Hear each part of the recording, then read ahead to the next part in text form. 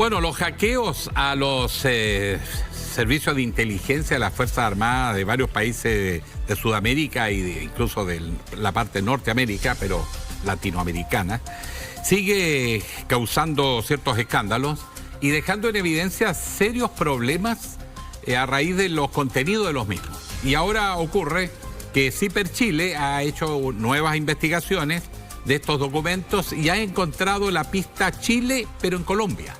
¿Por qué es importante? Porque Colombia es el país aliado militar más estrecho de Estados Unidos.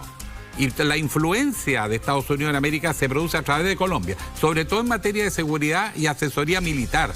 En consecuencia, lo que los colombianos digan, los servicios de inteligencia colombianos, sobre otros países y otras Fuerzas Armadas, hay que tomarlo en cuenta. La historia demuestra que no hay que ser ingenuo.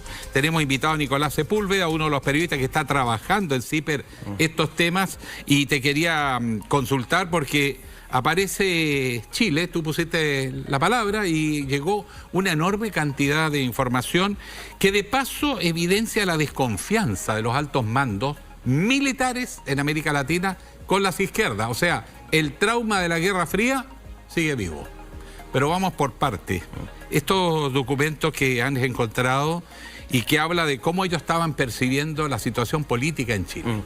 ¿Qué conclusiones se va sacando de tanto documento? ¿Cómo está, Alejandro? Sí, nosotros miramos esos documentos y si uno lo pone en una línea de tiempo, lo que nos aparece es que había mucha preocupación de los colombianos, primero por la revuelta social, el estallido social de octubre chileno. Hay mucho informe de eso. Recordemos que Colombia, poco después de Chile, tuvo su propio estallido social. Durante el gobierno anterior de Duque, después Perú, exactamente. Hay análisis de eso y también después análisis político de la inteligencia colombiana, no solo del ejército, sino también de la DNI, que es como la ANI chilena, la DNI colombiana. Análisis respecto a la situación política chilena, y en esos análisis se plantea la eventual llegada de Boric al gobierno. Son documentos de 2021, como riesgosa para Colombia, ¿no? En el sentido de que ellos estaban muy preocupados de que el triunfo de Boric en la elección presidencial del año pasado modificara la correlación de fuerza en el continente, ¿no? Gobiernos de centro izquierda frente al gobierno de derecha de Colombia. Claro, recordemos que el gobierno anterior de Colombia, Duque, junto al gobierno de Sebastián Piñera en Chile, lideraban de cierta manera un bloque de derecha en la región, ¿no?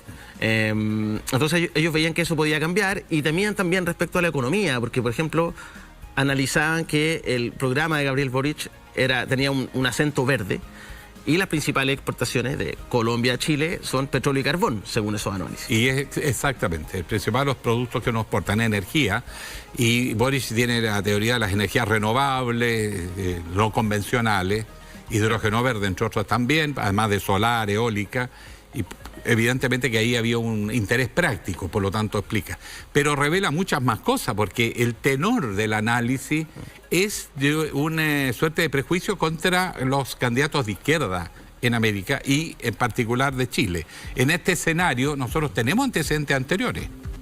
Por ejemplo, no es nuevo. ¿Te acuerdas del viaje de Piñera, Alamán y Espina a Colombia bajo gobiernos anteriores, colombianos también de derecha, Álvaro Uribe? Es cuando, se planteó en su minuto que supuestamente había una influencia de la FARC con el movimiento mapuche. Bueno, eso fue a construir la tesis. Claro, nosotros, además del reportaje que publicamos ahora sobre Colombia, los documentos que hay sobre Boric y Chile, también hemos publicado respecto a lo que hay en Perú, al hackeo en Perú. Recordemos que este hackeo, el grupo de hackers Guacamaya, fue en 5 países, ¿no? México, El Salvador, Colombia, Perú y Chile. En el caso chileno también, nosotros hemos publicado algunas cosas, y si uno mira esas distintas bases de datos, hay un patrón común y efectivamente hay un sesgo antiizquierda en las Fuerzas Armadas latinoamericanas. Recordemos que aquí en el caso de Chile, los documentos de monitoreo de inteligencia del ejército eran a gente que organizaba ollas comunes, también a grupos violentos, pero mucho movimiento social también, grupos ambientalistas, ¿no? En el caso de Colombia y México es lo mismo. En México ahora se supo que estaban usando este software Pegasus, que es un software israelí que hackea los celulares y espiaban a defensores de derechos humanos, etcétera, etcétera, ¿no? Eso es una realidad. Y en el caso de Colombia, efectivamente, en estos análisis políticos sobre Chile se planteaba que Boric era un riesgo, pero que también era un riesgo en menor medida, dice el documento, Jasna Proboste, candidata a la democracia cristiana, a que ellos se identifican como de centro-izquierda, y el candidato favorito de la inteligencia colombiana era Sebastián Sichel. Eso es lo que se plantea en los documentos, que a Colombia le convenía. Era la continuidad de Piñera. La continuidad de Piñera, exacto. Que era aliado de Colombia en estas operaciones, porque incluso estaban más cercanos que con Bolsonaro, que es un personaje un poquito más... O sea, los gobiernos de Colombia y Chile hicieron, la gente se recordará, tú también, esta performance en Cúcuta, sí, cuando intentaron ingresar ayuda a Venezuela, ¿no? Hicieron un concierto en la frontera, fue también el presidente de Paraguay, pero Piñera y Duque eran los presidentes que estaban protagonizando ese evento, ¿no? Había una alianza bien estrecha ahí entre ambos gobiernos. Y donde Piñera anunció que las puertas de Chile estaban abiertas a todos los migrantes que quieran venir a conocer la prosperidad de nuestro país, y todavía lo estamos tratando de frenar ahora en la frontera porque no hayamos qué hacer. Errores que se cometen de política exterior cuando se transforma la política exterior en un factor político. Ahora, estos documentos que están circulando habla también de apreciaciones sobre las debilidades de Chile en muchas materias. Por ejemplo, cuidar sus recursos naturales. Tú encontraste ahí sobre, por ejemplo, el tema pesquero. Hay efectivamente son documentos que comparte la inteligencia colombiana con sus pares de Estados Unidos. Tú lo decías, efectivamente, Colombia es el socio estratégico de Estados Unidos en Latinoamérica.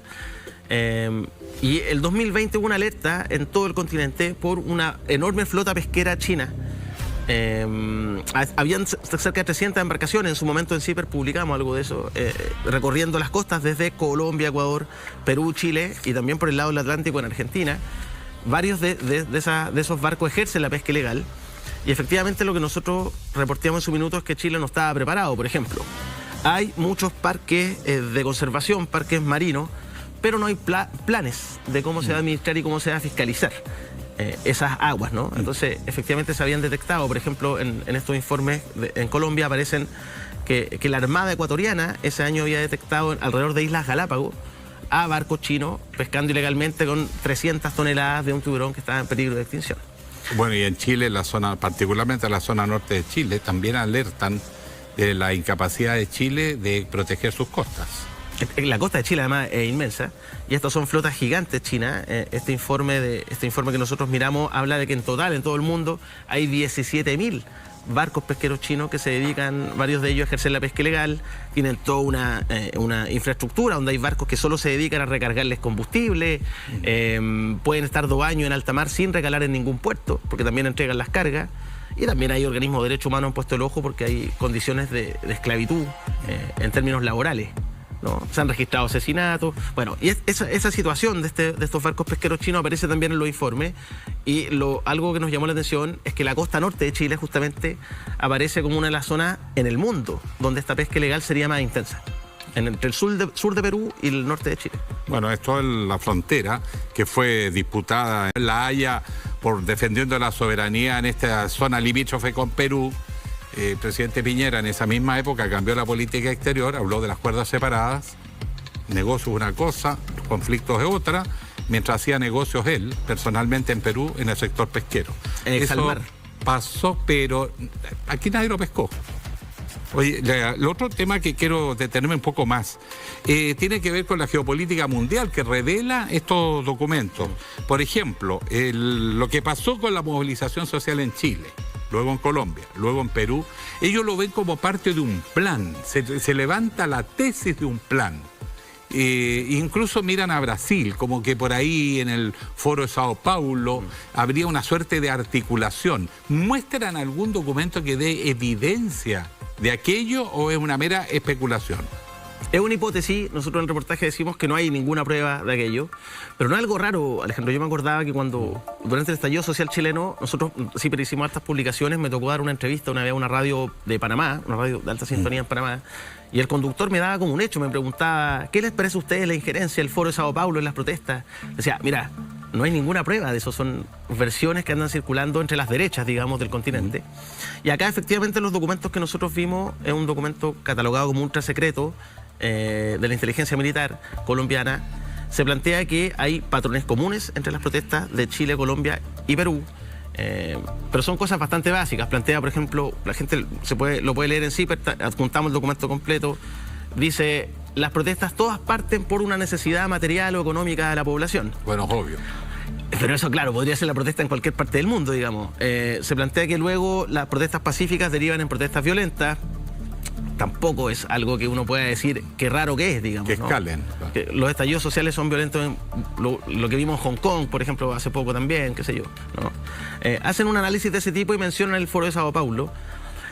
Pero el análisis que hacen en Colombia es a partir de su situación particular. Colombia es un país que lleva más de 50 años de enfrentamiento armado con guerrillas de izquierda, también guerrillas de derecha y ahora también otros grupos criminales como el Clan del Golfo. Entonces plantean que hay una estrategia de la izquierda armada de potenciar los movimientos y las protestas sociales para derribar gobierno y para instalar sus tesis, digamos, ¿no? Pero no se entrega ninguna prueba. Pero ese es el análisis que hacían. Desde esa óptica, la inteligencia militar colombiana estaba mirando lo que estaba pasando en Chile y en el continente con estas protestas sociales, ¿no?, de descontento. Ahora, eso es como una especie de sospecha, ¿no es cierto? Una hipótesis de conflicto que no necesariamente tiene bases reales, pero es un supuesto sobre el cual muchas veces se funciona en las Fuerzas Armadas, considerando que eso pudiera eventualmente ser una realidad. Pero nosotros tuvimos... Perdón, Alejandro, quería que, claro, en Chile, recordemos que hubo informes de inteligencia militar en su minuto para el estallido social que le decían a Piñera que habían activistas venezolanos y rusos. Eso se llegó a publicar en el Mercurio, que eran agentes cubanos y venezolanos que estaban en las protestas. Ahora, incluso la tesis era de que como Piñera se fue a meter a Venezuela, el régimen venezolano de inmediato le contestó poniéndole esta papita caliente. Claro, esa era un poco la tesis que se construye. Pero hay un hecho que a mí me preocupa, porque esto va dejando en evidencia puntos que tenemos que poner atención en Chile. Por ejemplo, cuando nosotros mencionamos el viaje de Piñera a conversar con Uribe, el propósito era replicar en Chile el modelo de Uribe, el modelo político. Pero además, en contacto con miembros de la inteligencia militar, se construye esa tesis de la influencia de la FARC con las regiones mapuches nuestras, particularmente la Araucanía, como una especie de activismo. Pero lo que se pretendía era además articularlos para combatir juntos, lo cual era meterse en el conflicto de la FARC gratuitamente, porque no teníamos nada que hacer ahí. Y eso tampoco se evidenció. Hay documentos, hay harta cooperación. Yo lo he podido ver muy por encima, seguimos investigando y seguimos, son más de 300.000 correos en el caso de Colombia. No es fácil bucear la información y relacionarla, ¿no? Pero sí hay documentos que hablan de la cooperación militar entre Colombia y Chile, pero hay hechos que están encima de la mesa, digamos, se publicaron. Cuando mataron a Camilo Catrillanca en el sur, en Temucuicui, ese batallón, ese cuerpo de carabineros había sido entrenado en Colombia. Bueno, ¿cómo se llama? Jungla o... El Comando Jungla. Comando Jungla es preparado en Colombia. Exacto. Lo traen a Chile y se meten en lío con Catrillanca. Por eso digo, lo que uno aprecia es que se revela que hay vínculos reales operando entre Fuerzas Armadas de un país y otro.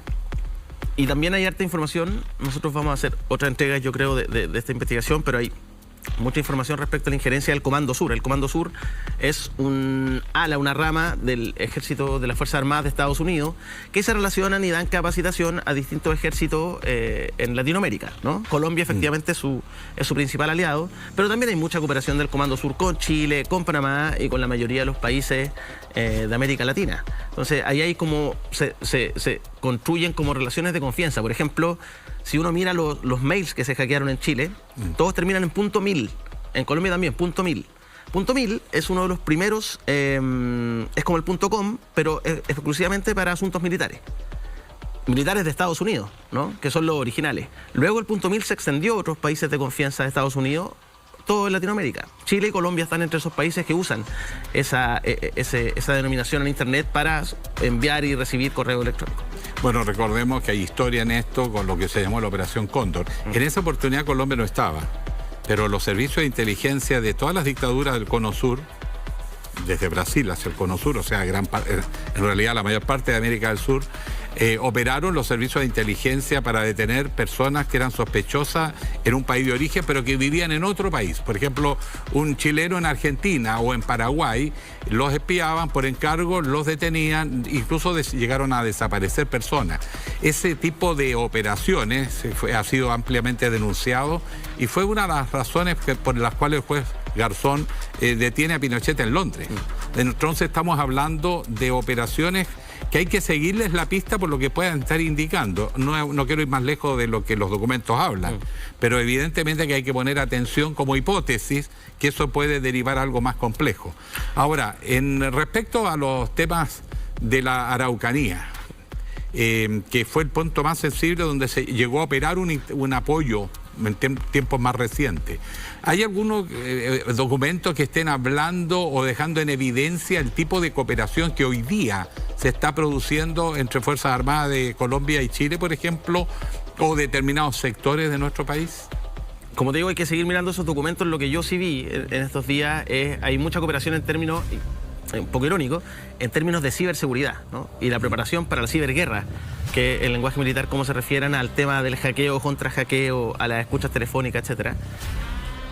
Pero digo que es irónico porque entre Colombia y Chile están capacitándose en conjunto el tema de ciberseguridad y ambos fuerzas militares fueron hackeadas por un grupo de hackers que nadie sabe quiénes son y que le exponen documentos de alta seguridad, de alta sensibilidad nacional. En el caso de Chile nosotros publicamos un reportaje donde contamos cómo el tema se ha submarineado un poco, ¿no? Pero hay archivos muy sensibles que siguen disponibles en Internet para la seguridad nacional chilena.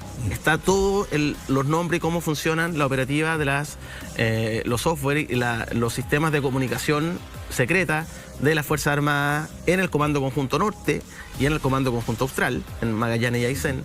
Está todo el sistema de interceptación satelital que utiliza Chile en las fronteras también para escuchar conversaciones de sus pares de otros países fronterizos, los nombres de quién ocupa y quién hace cada cosa en el Estado Mayor Conjunto, quiénes son la gente que trabaja en inteligencia, están todos los informes de los agregados militares de Chile alrededor del mundo. En el caso de Colombia, lo mismo. Yo te contaba fuera de pantalla que hay documentos que detallan las operaciones de inteligencia de los militares colombianos en su frontera con Venezuela y también en los enfrentamientos, porque en Colombia tiene una tradición donde las Fuerzas Armadas se enfrentan por esta cuasi guerra civil con las guerrillas, ¿no? Información de los blancos de interés que ellos están buscando, cuáles son los agentes que hacen operaciones encubiertas en Colombia. Esa información está toda disponible en Internet. Entonces, también las Fuerzas Armadas del continente, al menos de estos 5 países, han quedado un poco en ridículo, ¿no? Porque no se puede sancionar nadie. Claro. Estamos conversando con Nicolás Sepúlveda de CIPER Chile, que se dedican al periodismo de investigación, revelando los nuevos antecedentes que vienen de las filtraciones de documentos de las Fuerzas Armadas, de los mandos militares de varios países de América Latina, y en este caso particularmente se está trabajando la Beta Colombia, donde se ve que están manejando mucha información de Chile. Mentiras verdaderas en un tema que parecía más simple al comienzo, una simple debilidad de nuestros servicios de inteligencia que han sido permeados, infiltrados por hackers que no tienen un origen muy claro. Aparentemente son de estas organizaciones que más bien quieren denunciar a quienes alteran el desarrollo de la naturaleza o los intereses de pueblos originarios. Tendría esa aparente orientación, pero la verdad es que de los hackeos hay de todo tipo, desde crimen organizado a espionaje de estados a estados, que van quedando en evidencia y en un momento sumamente delicado. Estamos conversando con Nicolás Sepúlveda, que ha estado trabajando en CIPER Chile estos documentos que han aparecido, y te quería consultar porque estamos en un escenario de una potencial nueva tipo de guerra fría. Tú ves el distanciamiento entre Estados Unidos y Rusia con guerra en Ucrania y Europa. Y por otro lado, se tensiona la relación de Estados Unidos-China. Irán y India también aparecen más bien cerca de China que de Estados Unidos. O sea, como que el mapa se puede configurar y eso hace que los servicios de inteligencia militar empiezan a reactivar sus cadenas de lealtad. Nosotros tenemos una larga tradición de dependencia con Estados Unidos. Lo que no lo juzgo como positivo o negativo, solamente es el hecho. ¿Hay indicios que esto pudiera estar llevando a que se reactive una política para alinear a los países de América del Sur frente a este eje que parece conformarse entre Rusia, China, India, Irán y otros? Nosotros hemos revisado, como te contaba, documentos hackeados en Chile, Perú y Colombia hasta el momento, ¿no? En esas 3 bases de datos, la colombiana es la más clara respecto a lo que tú planteas. Lo decíamos, ¿no? Colombia, principal aliado estratégico en Latinoamérica de Estados Unidos. Hay efectivamente documentos donde se nota una preocupación de Estados Unidos una amenaza a su hegemonía, China, fundamentalmente por el tema económico, ¿no? En el caso peruano también vimos documentos donde hay preocupación desde los Estados Unidos por las inversiones de las empresas chinas en distintos países latinoamericanos. Esos son datos públicos, no es nada... Muy fuerte en Perú en estos días, sobre todo en puertos, que nos están dejando, entre paréntesis, desplazados del mapa de sudamericano. Y en Centroamérica también, bueno, y en Argentina, ¿no? La empresa china, en Chile también. Si antes en Chile las empresas españolas eran las que construían la autopista, hoy día buena parte de las constructoras son chinas, ¿no? Y en los documentos lo que uno puede ver, en los documentos hackeados, es que efectivamente hay una preocupación de Estados Unidos. Por ejemplo, nosotros en el reportaje sobre los archivos de Colombia publicamos una apreciación de la inteligencia colombiana sobre el gobierno de Nayib Bukele en El Salvador. Y ahí también aparece la preocupación de la eventual influencia que podría estar teniendo China sobre El Salvador. Entonces, efectivamente, existe esa preocupación, existe esa tensión, y más aún en el caso de Colombia, por la larga disputa y tensión que sostienen con Venezuela, ¿no? Venezuela, si Colombia es el principal aliado estratégico de Estados Unidos, Venezuela es mucho más cercano al eje China, Rusia, Irán. De hecho, en documentos, lo planteamos en el reportaje, en un documento de la inteligencia colombiana, se cuentan detalles de la eventual cooperación militar que estarían teniendo China, Rusia e Irán en Venezuela. Se habla de que habrían agentes y equipos rusos operando en la frontera. Está todo ese detalle. Nosotros no quisimos publicar los detalles porque entendemos que eso puede poner en riesgo la seguridad de los países o de las Fuerzas Armadas de uno y otro bando. Digamos, no es el objetivo nuestro revelar antecedentes que puedan, no sé, costarle la vida a alguien, ¿no? Pero este es muy delicado y efectivamente aparece y se intuye. ¿En qué sentido delicado, sin que nos entregues detalles? Aparecen los nombres de agentes, los nombres de los sistemas que utilizan, por ejemplo, para interceptarse las comunicaciones, aparecen las misiones de su los agregados militares. Los agregados militares, por supuesto, sí. Pero también tareas específicas, hay mucho de misiones y operaciones de inteligencia. ¿Y hay como identificación de agentes que operan en otros países? Por ejemplo, colombianos en Venezuela. Ahí respecto a misiones de colombianos, se habla de misiones encubiertas, están sus datos, está incluso el detalle de los gastos reservados que les pasan para financiar esas operaciones, y efectivamente se habla de trayectos desde Colombia hacia otros países. Esa información está, por eso es tan delicado, y por eso también llama la atención que las fuerzas militares del continente se pasen esa información por un correo electrónico. Sí, obviamente ha sido una ingenuidad imperdonable, como se han expuesto. Pero para seguir esta línea, de lo que a mí me preocupa es que el mundo se está tensionando, se está nuevamente dividiendo en bloques, y generalmente los que pagan las consecuencias son los países pequeños, como le pasa a Ucrania, ¿no es cierto? Los grandes no se enfrentan directamente, sino que se enfrentan pero en terceros países, y por lo tanto nos puede terminar presionando para que hagamos una opción más en relación al bloque americano, el bloque europeo, el bloque asiático, y dentro del Asia también hay bloques y subbloques, porque también están cruzados, digamos, pero es evidente que se va generando un escenario complejo. Ahora, lo que me llama la atención, y no sé si han surgido documentos, mucho celo en ver qué pasaba con Boric en Chile, mucho celo lo que pasa en Perú, de la inteligencia colombiana, pero alguna vez se pusieron en la hipótesis de que iba a ganar Petro, porque fíjate qué curioso, están preocupados que si Boric gana puede llevar a Chile en una dirección que atente contra los intereses de Colombia. Pero resulta que hoy día tiene en Colombia un presidente que es aún más a la izquierda que Boric. Con pasado guerrillero, ¿no? Gustavo Petro, el M19. Los documentos, nosotros, como te decía, nos centramos en Chile. Vimos algunas apreciaciones de inteligencia respecto a las elecciones colombianas y Petro, pero también hay que decir que Colombia nunca en su historia había tenido un presidente de izquierda. Gaitán era lo más cercano, ¿no? Que era más bien del Partido Liberal colombiano. Y lo bajaron rápido. Y lo bajaron rápidamente. Entonces, Colombia efectivamente no hay tradición, la izquierda no se ve como amenaza de llegar al poder por la vía electoral. Tendríamos que mirar con más detalle las apreciaciones de inteligencia que nosotros vimos, eran resúmenes de lo que dijo o no dijo Petro. También mucha preocupación respecto a la seguridad de los candidatos presidenciales, incluido Petro, ¿no? Estos son documentos entre 2020 y 2022. No vimos unas apreciaciones políticas como sí en el caso de Boric, de Chile. No había una valoración respecto a los candidatos presidenciales colombianos. Los documentos que hemos visto hasta ahora, puede que hayan otros documentos que no estén a la vista de nosotros. Pero en el caso de Chile, el análisis era mucho más crítico con Boric que el análisis que hacían los militares colombianos internamente con Petro, ¿no? Sí, a la otra, la paradoja es que ellos veían el que ganaba Boric como que iba a debilitar la posición colombiana de manejar un eje más bien de derecha en América del Sur.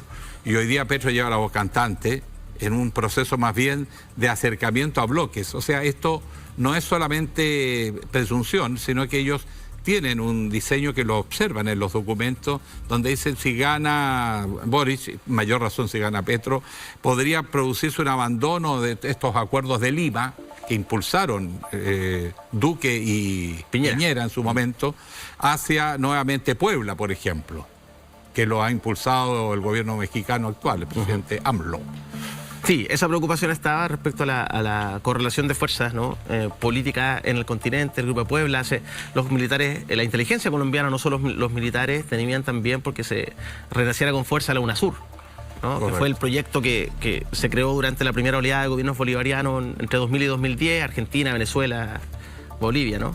Estaban esos temores y por eso creían que un gobierno de Boric podía generar ese cambio que los perjudicara a ellos. Pues se quedaron cortos finalmente porque efectivamente ganó Petro, ganó la izquierda en el mismo Colombia, ganó la izquierda también en Perú, ¿no? Sí. Perú está muy complicado, digamos, pero efectivamente... O sea, Perú es una apuesta de alto riesgo. Siempre. Pero curioso que además ellos les preocupa, claro, por el carácter de gobierno peronista, que el triunfo de Boric tuviese efectos de acercamiento hacia Argentina. La verdad es que con los Kirchner tal acercamiento nunca se produjo. Más bien al revés, hubo una permanente tensión entre Chile y los Kirchner. Pero los gobiernos de la concertación, dice. Exactamente, los gobiernos de la concertación con los Kirchner no conversaron mucho.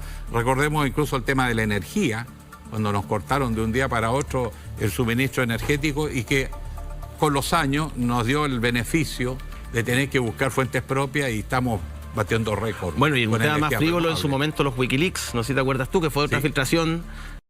Se hablaba de la mala relación de la presidenta Cristina Kirchner con Bachelet y como la una a la otra no había mucha valoración, de la una no se querían mucho, efectivamente. Pero ahora hay preocupación en los documentos que nosotros vimos.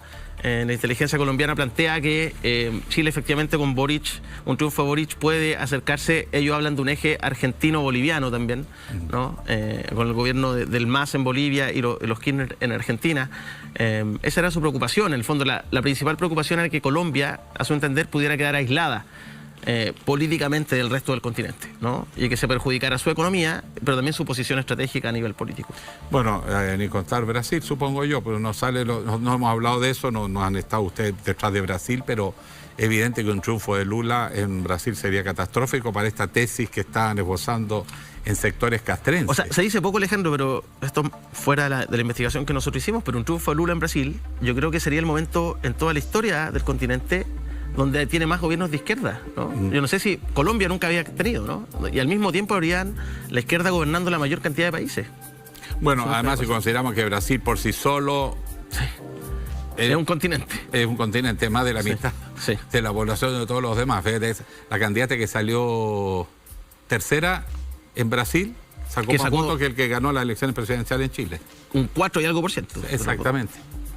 Bueno, te queremos agradecer, ha sido una interesantísima conversación. Yo sé que ustedes están siguiendo la pista de estos documentos que están revelando elementos que nos ponen al día de algo que se nos puede complicar también en las relaciones internacionales, así que hay que ponerles ojo.